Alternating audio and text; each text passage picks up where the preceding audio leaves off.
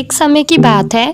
प्रीता नाम की महिला उत्तर प्रदेश के एक छोटे से गांव में अकेली रहा करती थी और मक्खन बेचा करती थी। उसका मक्खन खरीदना लोग बेहद ज्यादा पसंद करते थे। प्रीता रोजाना सुबह जल्दी उठती और मक्खन बनाने में जुट जाया करती थी और मक्खन बनाने के बाद ही अपना दूसरा काम किया करती थी। उसके मक्खन में एक अलग ही स्वाद होता था जिसकी लोग तारीफें करते हुए थकते नहीं थे।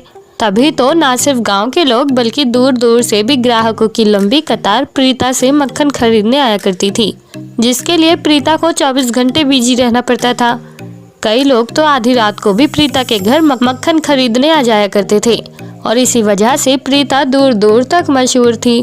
तभी एक सुबह प्रीता के घर एक करण नाम का लड़का आता है और प्रीता को 2 किलो मक्खन बनाने का ऑर्डर दे जाता है। साथ ही साथ करण ने प्रीता से और भी कई बातें की थी। उसी दोपहर प्रीता आंगन में बैठकर मक्खन बना रही थी।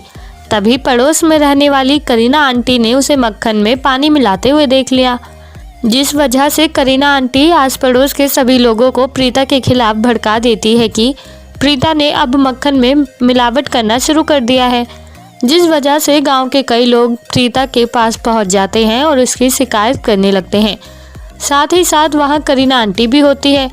तभी प्रीता सभी लोगों को अपनी सफाई देती है और कहती है कि नहीं, मैंने कभी अपने मक्खन में किसी तरह की कोई मिलावट नहीं की है, आपको जरूर कोई गलतफहमी हुई होगी। लेकिन प्रीता की बात मानने के लिए कोई तैयार ही नहीं था और कई लोग तो प्रीता से ये तक कह बैठे थे कि अब वो उससे फिर कभी मक्खन नहीं खरीदेंगे। और जिन लोगों ने उसे मक्खन बनाने का ऑर्डर दिया था उन्होंने भी अपने ऑर्डर कैंसिल कर दिए थे, जिस वजह से प्रीता को बहुत दुख होता है और वो रोने लगती है। तभी अचानक वहां करण पहुंचता है। जब उसे पता चला कि प्रीता पर मक्खन में मिलावट करने का आरोप लगाया जा रहा है और करीना आंटी ने करण को प्रीता की सच्चाई बताई, तो करण कहता है कि आप सभी को गलतफहमी हुई है। दरअसल सुबह के वक्त मैं प्रीता को 2 किलो मक्खन बनाने का ऑर्डर देकर गया था, जिस मक्खन में मैंने ही उसे पानी मिलाने को कहा था।